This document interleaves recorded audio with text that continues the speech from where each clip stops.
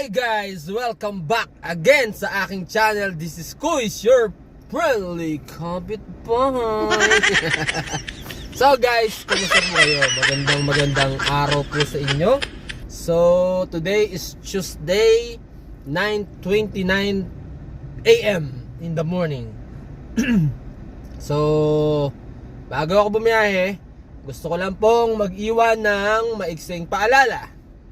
Dahil marami nagme-message sa atin sa ating Facebook page, mga advice ni Kuis. Okay, kung di pa kayo naka-like and follow, paki-like and follow po ako sa Facebook page po natin. And also, wag niyo pong kakalimutan mag-subscribe sa aking YouTube channel. Okay, sige guys, for today's video, pag-usapan natin bakit maraming nahuhuli dito sa may... Wait lang, papakita ko lang kung nasaan ako. Dito sa may... Yan, dyan. Alam niyo yan, joke no. Sa kabila is Senate, no. Kadalasan madaming nahuhuli dyan. Sino yung mga nahuhuli? Hindi lang dito, doon sa Makapagal, sa may dito sa may Hilpuyat. Mga nakakita ko yan eh. Sino yung mga nahuhuli madalas? Yung mga naka-conduction plate na bumabiyahe na sa Grab. Bakit? Bakit?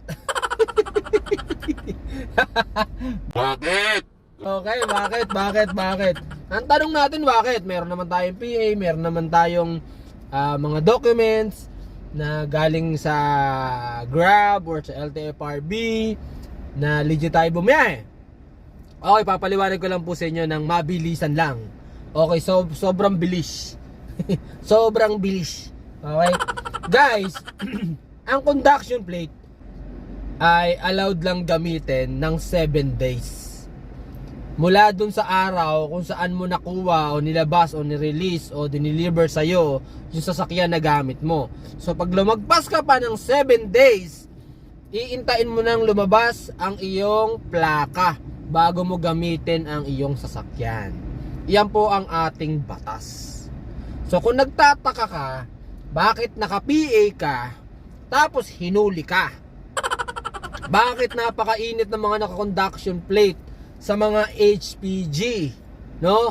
Yung sa mga MMDA, di naman kayo paparayan yan eh. Pero yung HPG, hello, shout out. Diba? Guys, alam nyo na. Ngayon alam nyo na. 7 days lang po talaga siya allowed gamitin sa kalsada.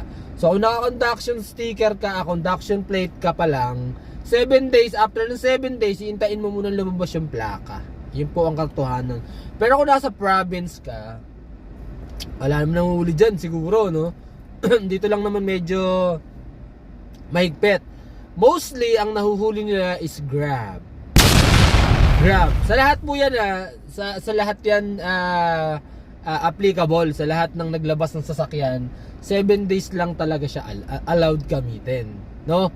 Yung conduction plate natin.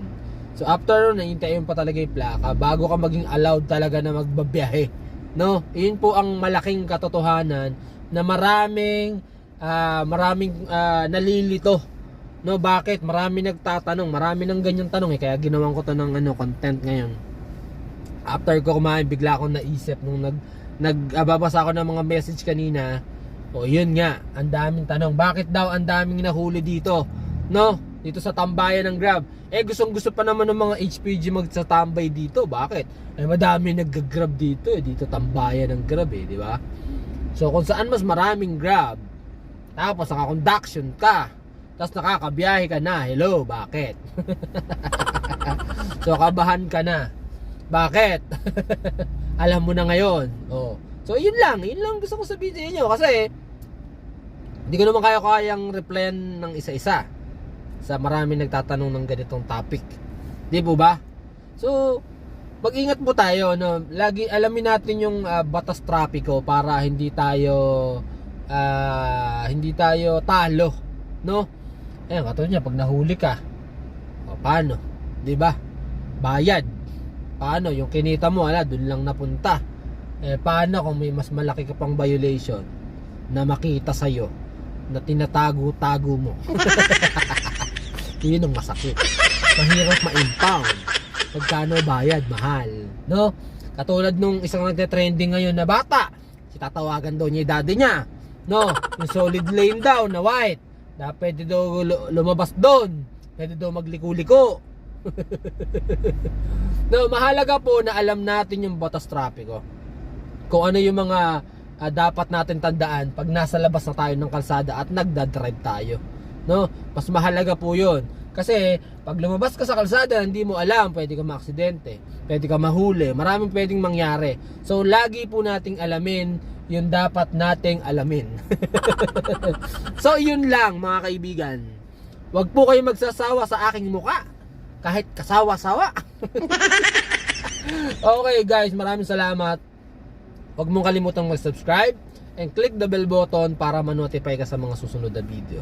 Maraming salamat. Mag-ingat tayo sa biyahe. Maging magalang tayo sa pasahero para bigyan tayo ng tip. Bye-bye everyone.